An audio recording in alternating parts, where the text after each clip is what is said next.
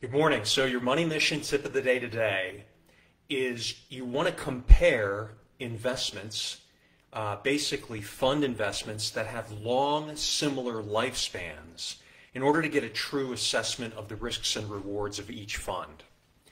So a lot of us invest in stock index funds. And one of the things that you have to do is if you want to do your own investing, if you want to do your own research, and you want to look at either mutual funds or exchange traded funds, you want to look at the risks and rewards associated with each type of fund. Now, there are many different ways that you can evaluate a fund, right?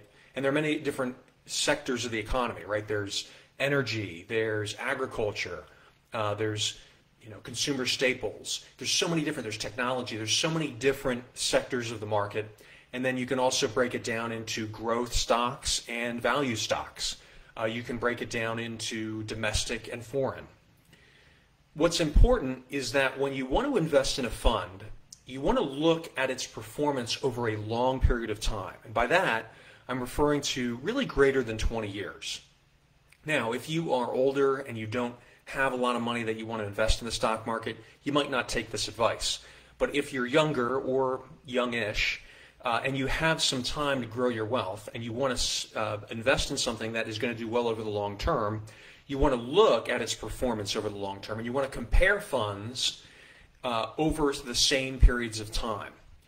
Sometimes we can be misled because we think if we look at its performance in 10 years, that's going to give us a good idea of how it's going to do. And that may not necessarily be true.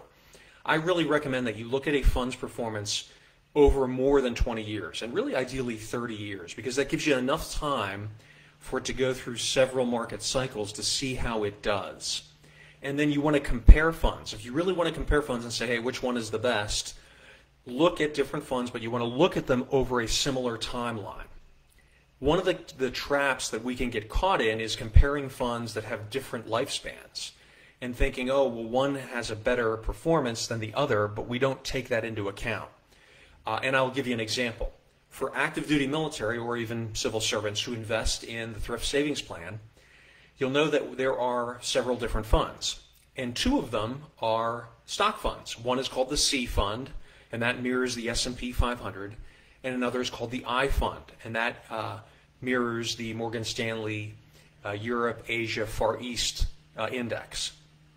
So the C Fund invests in U.S. stocks, and the I Fund invests in foreign developed markets. So that's areas like Europe and Japan and Australasia, but not emerging markets. Now, when you compare the two of them, you'll say, hey, since inception, the C Fund or the U.S. stocks has performed around 10% a year, whereas the I Fund or the international stocks has only performed about 5% a year. The problem, though, is that they have different inception dates. The U.S. stock fund started in 1988, whereas the international fund started in 2001. Those are significant differences. And the reason this is important is because you're taking the average of each of those years as far as growth. And if you have a longer lifespan, you're probably going to do better. Now, you may not necessarily do better, but the whole point is that you're not doing an apples-to-apples comparison when you're looking at the performance of the two. So you want to keep this in mind when you're comparing stock index funds, whether or not they're mutual funds or ETFs. You want to make sure that you're doing your own research, you're looking at similar lifespans and long periods of time and similar sectors that they're invested in. That's when you can look at the expense ratios, the cost of running them, and say, hey, one is doing better than the other, or they're doing the same, and one is cheaper than the other, so my actual return is much better. You can look at those factors, you can do more research and identify which fund is the best for you. Please post a question or a comment. Send me a private message if you want to talk about it privately. I always enjoy reading your comments. And until next time, I wish you unlimited success.